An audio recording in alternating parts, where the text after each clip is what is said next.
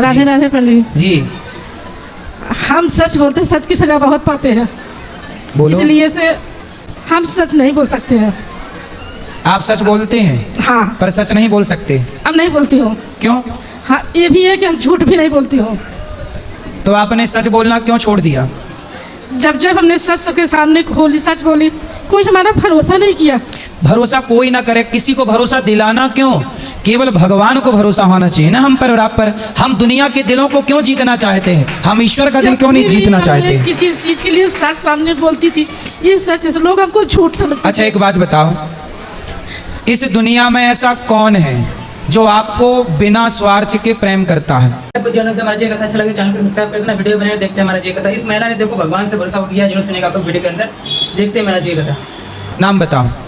इस पूरी दुनिया हमारे बच्चे करते थे, हमारे पे पूरा भरोसा करते थे हमारे बच्चे। कौन? हमारा बेटा बेटी।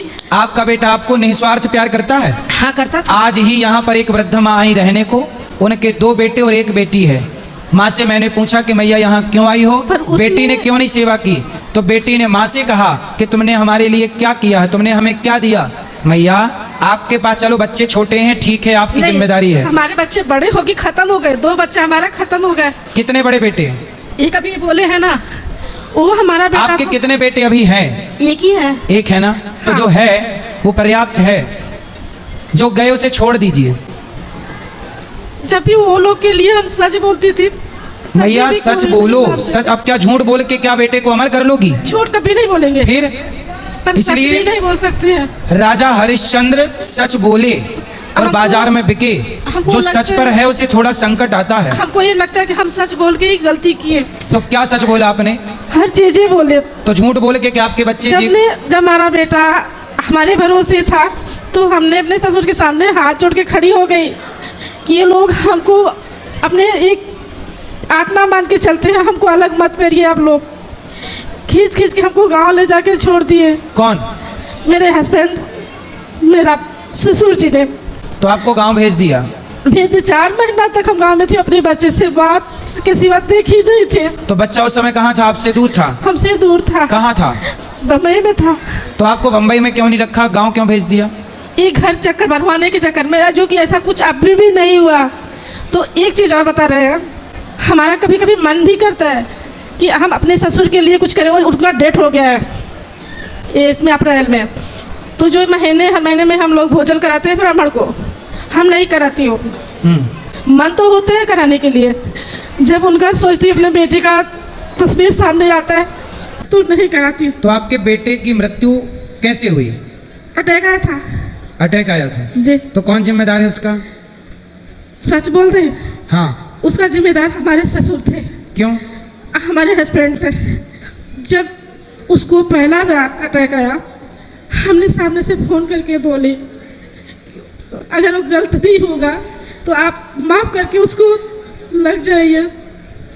उनको लगा हम झूठ बोल रहे हैं आने के लिए, जो ऐसा नहीं था। तो उसको जब अटैक आया तो उसको हॉस्पिटल नहीं ले गए? नहीं ले गए। क्यों? छोटा लड़का था, वो करवाता था, छुप छुप के दवा करवाता था। नहीं तो छुप छुप के क्यों? सामने सामने क्यों नहीं दवाई करी? वो डरता था। सच बोलना है तो हम बोल सकते हैं, पर किससे डरता था? वो अपने बाप से डरता था। पिता से? जी। क्यों? उन लोग को ऐसा लगता था कि हम लोग से चिढ़ते हैं, नफरत करते हैं, ऐसा लगता था। और कभी कभी ये भी गुस्से में बहुत सी ऐसी चीज़ें बोले जो नहीं बोलना चाहिए। अच्छा, बेटे को उल्टा सीधा बोल देते तो हाँ। बेटे को बात लग गई हृदय में? तो उस समय की हम नहीं बता सकते ये बोले हैं कि नहीं बोले हैं, ये हम नहीं बता सकते। वो जॉब करता था। कितना बड़ा था? 27 साल का लड़का था। काम करता था? जी। तो उसको डांट देते थे? नहीं, ये हम नहीं बता सकते उसको उस टाइम डांटे थे कि नहीं डांटे थे, क्योंकि हम नहीं थे। अब बच्चा ऐसा कुछ बोला भी नहीं था, बस इतना बोला था। तो जब उसको अटैक आया तो इलाज क्यों नहीं कराए? सवाल ये है। इनको लगा कि हम झूठ बोल रहे हैं। ये बच्चे ने इनको नहीं बताया, दोनों नहीं बताए। बच्चे ने बताया नहीं कि मेरे को अटैक आया है? हाँ, बच्चा हमको तुरंत बताया, मम्मी भैया को अटैक आया है और डॉक्टर एडमिट करने के लिए बोला है। तो उस समय इनको फ़ोन किए, जो कि हमको इतना लगा कि ये ऑफिस में ही है। ऐसा ये बोल दिया कि हम मीटिंग में हैं। मैं बोली अच्छा ठीक है, आप मीटिंग में हो, जब भी खाली हो ना हमको फ़ोन करना। ये हमको फ़ोन नहीं किए। फिर हम इंतज़ार किए, 8 बजे रात को फिर वापस हमने फ़ोन किए। ये बोले जहाँ है जो वहाँ सुखी से रहने दे। मैं बोली कोई सुखी नहीं है, हमारे बच्चे को ऐसा हुआ है। तो फिर अटैक आया, उसको भर्ती ही नहीं किया? नहीं, फिर अटैक आने से कितने दिन या कितने घंटे बाद मृत्यु हुई? 4-5 दिन घर पे था हमारा बच्चा। 5 दिन तक वो रहा? मतलब इलाज मिल जाता तो बच जाता? नहीं हुआ। उसको बार बार बोलती थी बच्चे पैसा की अगर दिक्कत आ रही है हम इलाज करवाते तो जाके करवा। तो दिक्कत क्या थी?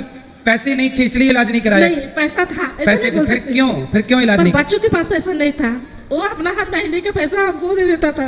नहीं, बच्चों के पास नहीं था, पिता के पास तो था। हाँ, उनको लगा कि झूठ बोल रही है। कौन? आने के लिए, गांव से आने के लिए झूठ बोल रही है। तो भाई इसमें तो उन लोगों की गलती है ना जिन लोगों के पास ऐसा नहीं था, जिम्मेदारी थी। बच्चों को अटैक आया तो उसको इलाज कराना चाहिए था।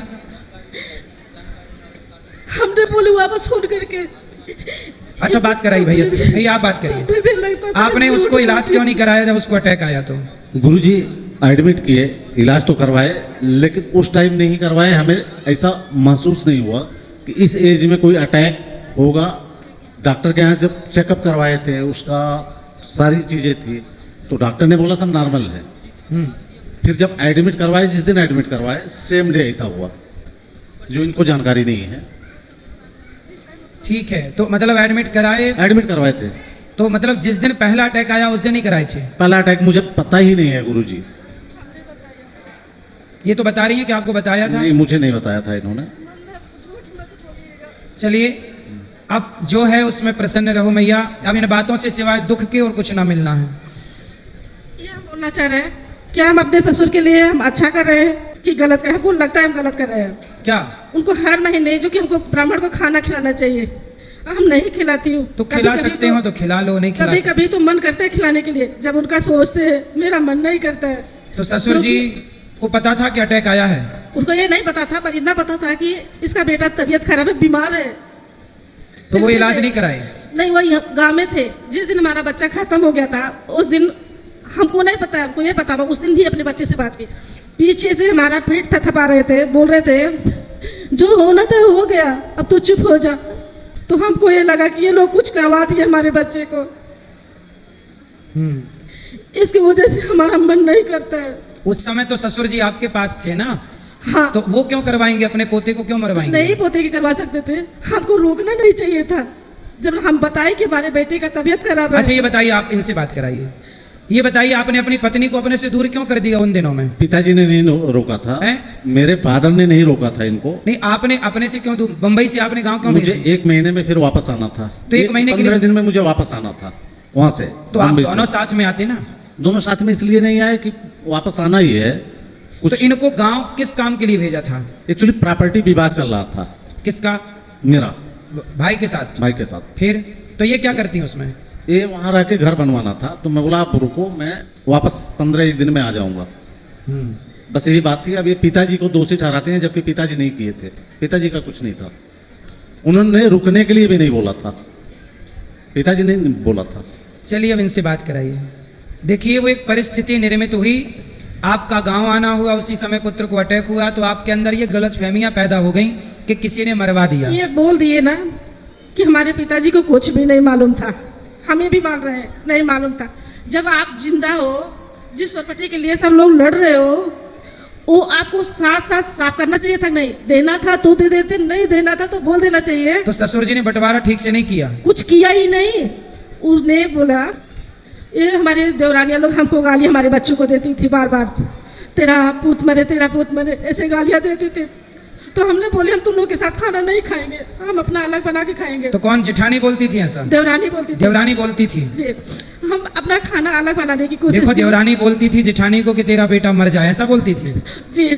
अब देखो, तो अब देवरानी से पूछना कि अब खुश है हमारा बेटा चला गया, तो पूछना उससे। तो अब देवरानी से आपने बोला नहीं कब खुश है? हम किसी से कुछ बात ही नहीं करते हैं। नहीं, एक बार पूछ लेना।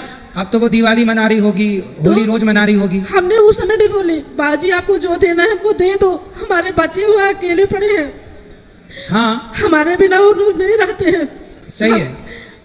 देखिए, मैं कथा में बताता हूँ कि धृतराष्ट्र ने सही बंटवारा नहीं किया तो महाभारत हुआ।